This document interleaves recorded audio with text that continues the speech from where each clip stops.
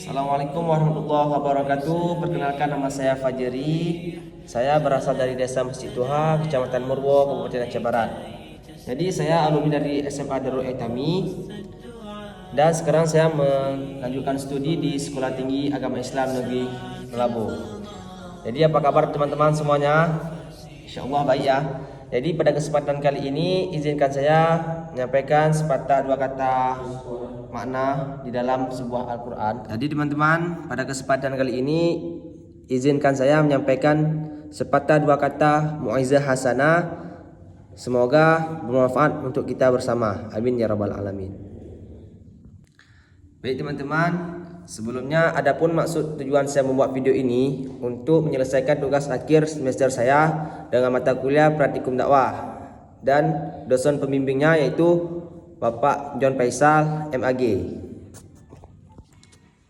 Baik teman-teman, jadi saya akan membahas dengan tema inti tafsir dari surat Al-Asr. Jadi Allah berfirman dalam Al-Quran yang bunyinya A'udzu billahi minasyaitonir rajim. Bismillahirrahmanirrahim. Wal 'asr. Innal insana lafi khusr illa alladzina amanu wa 'amilus shalihat wa tawasaw bil haqq wa tawasaw bis sabr. Sadaqallahul azim, yang artinya wal asr, demi masa. Innal insana lafi khusr, sesungguhnya manusia itu benar-benar dalam kerugian. Illal ladzina amanu, kecuali orang-orang yang beriman. Wa amilus shalihat, kecuali orang-orang yang mengerjakan amal soleh. Wa tawasaw bil haqq, yang menegakkan, yang menasihati dalam kebenaran. Wa tawasaw bis sabr, yang saling menasihati dalam kesabaran. Ya. Teman-teman yang dirahmati Allah, pernah enggak kita bayangkan seberapa banyak sudah waktu kita habiskan? Seberapa banyak waktu sudah kita habiskan dengan sia-sia? Seberapa banyak menit sudah kita sia-siakan hanya untuk berfoya-foya? Seberapa banyak sudah hal yang kita tinggalkan, ibadah kita tinggalkan dengan sia-sia. Waktu berjalan begitu cepat tanpa mengulang lagi. Allah berfirman dalam Al-Quran, wal asr, demi masa. Jadi masa ataupun waktu adalah suatu pemberian dari Allah Subhanahu wa taala. Teman-teman yang dirahmati Allah, perlu kita ingat bahwasanya waktu adalah suatu hal yang sangat berharga di hidup ini. Karena banyak saudara kita di dalam kubur, mereka meminta untuk dibangkitkan. Apa kata mereka? Ya Allah, fa'asaddaqa wa akum minas salihin. Ya Allah, andaikan saya dihidupkan kembali, saya ingin bersedekah ya Allah. Saya ingin bersedekah, saya ingin memberi. Wa akum minas salihin, dan saya ingin beramal soleh ya Allah. Mengapa mereka meminta untuk bersedekah? Mengapa mereka minta untuk beramal soleh? Karena mereka dalam kubur kegelapan, tidak ada arah, tidak ada penerangan. Maka sedekah dan amal solehlah yang menjadi penerang kita dalam kubur teman-teman. Namun sangat disayangkan, saudara kita yang dalam kubur mereka tidak bisa dikembalikan karena waktu telah meninggalkan mereka. Dan hakikatnya waktu adalah tidak bisa diulang kembali teman-teman. Hadirin yang dirahmati Allah, Allah telah menegaskan dan bersumpah dalam Al-Quran, demi masa, wal asri, demi masa, innal insana lafi khusr, sesungguhnya manusia itu benar-benar dalam kerugian. Rugi kenapa? Rugi perihal tidak menuntut ilmu, rugi perihal tidak berbuat amal baik, rugi membuang waktu dengan sia-sia. Maka pergunakanlah sesuatu hal itu dengan yang baik, dengan bijak, supaya kita tidak termasuk orang yang merugi. Yang ketiga bunyinya illal ladzina amanu wa 'amilus shalihat. Ketika Allah mengatakan sesungguhnya manusia itu ke dalam kerugian, benar-benar dalam kerugian, namun Allah menjawab kecuali illal ladzina amanu, kecuali mereka beriman, wa 'amilus shalihat, dan beramal soleh, wa tawasaw bil haqq wa tawasaw bis sabr. Mereka saling menasihati dalam kebenaran dan mereka saling menasihati dalam kesabaran. Teman-teman yang dirahmati Allah, Allah telah berkata, manusia itu benar-benar dalam kerugian kecuali mereka orang-orang yang beriman. Artinya mereka yang mau belajar menjaga iman, belajar untuk mencari ilmu agama, belajar untuk menjaga solat, dan belajar untuk tidak tergoda dengan budaya hedonis dan materialistis yang sekarang heboh-hebohnya ini. Jadi kita harus, teman-teman, menjaga keimanan kita. Ya, salah satunya dengan berteman dengan teman yang sering mengajak kita ke dalam kebaikan, sering mengajak kita dalam solat, dan sering menumbuhkan nilai-nilai keislaman. Yang kedua yaitu Allah mengatakan, setelah orang beriman mereka tidak akan merugi.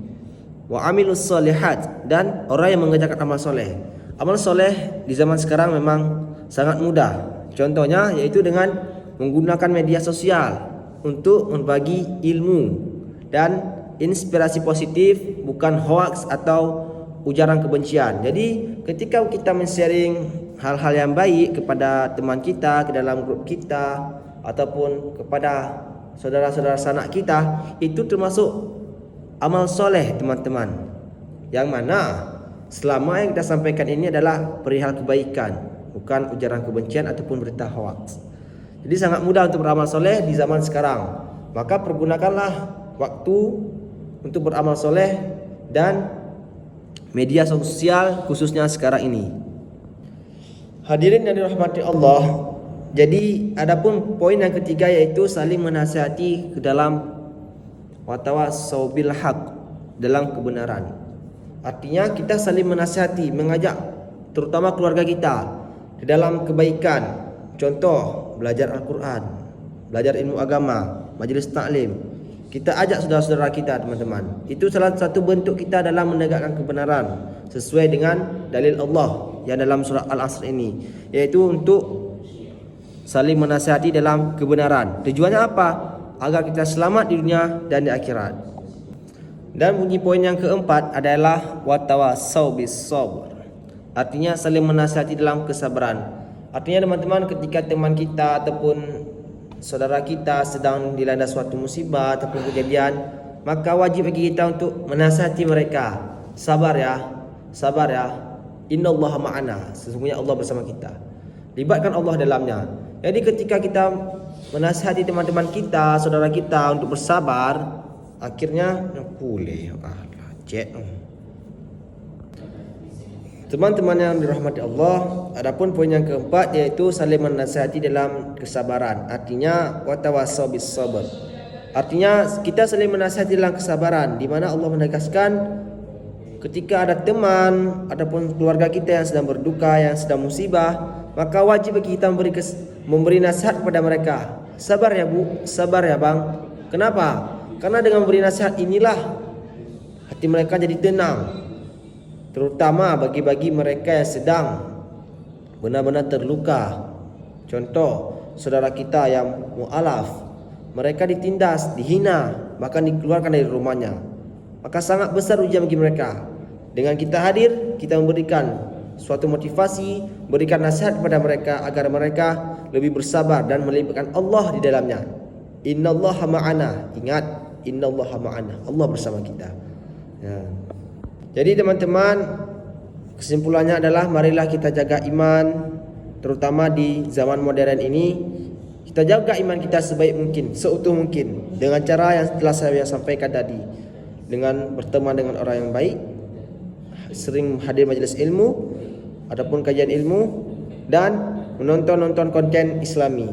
Yang kedua yaitu beramal soleh. Beramal soleh tidak mesti dengan kita memberi 100 ekor unta, 100 ekor kerbau, tapi juga bisa dengan saling sharing ke media sosial hal-hal kebaikan, dakwah. Contohnya ceramah Ustaz Adi Hidayat atau ceramah Ustaz Usman dan ustaz-ustaz lainnya. Ini salah satu pahala jariah bagi kita, teman-teman. Hanya men-share dan menekan tombol pesawat di sebelah kanan handphone kita saat menonton reel ataupun short video, kita telah mendapatkan pahala, teman-teman, karena telah memberikan kebaikan meskipun hanya pakai jempol. Yang ketiga yaitu ada saling mengingatkan agar tidak terseret arus keburukan. Artinya kita saling menasihati ke dalam kebenaran. Ya, salah satunya dengan ketika kita tidak solat, kita minta petunjuk kepada teman kita. Kenapa kita malas solat? Ketika kita sudah solat, kita mengajak teman kita ke dalam solat untuk mendapatkan kebenaran.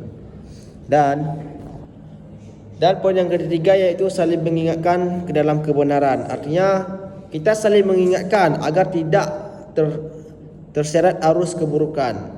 Dan poin yang terakhir yaitu saling sabar, tetap sabar menghadapi zaman yang sekarang yang penuh dengan fitnah, hinaan, cacian, bahkan kesalahpahaman di zaman sekarang ini. Salah satunya adalah berita hoax. Ini sangat bahaya ini. Maka dari itu kita perlu menyaring informasi sebaik mungkin, dan ketika kita dilanda suatu fitnah maka kita harus siap untuk bersabar. Jadi mungkin hanya ini penyampaian singkat saya dari surah Al-Asri. Lebih dan kurangnya saya mohon maaf. Semoga kita dapat mengambil hikmahnya dan mengamalkannya. Saya akhiri, bila taufik wal hidayah. Assalamualaikum warahmatullahi wabarakatuh.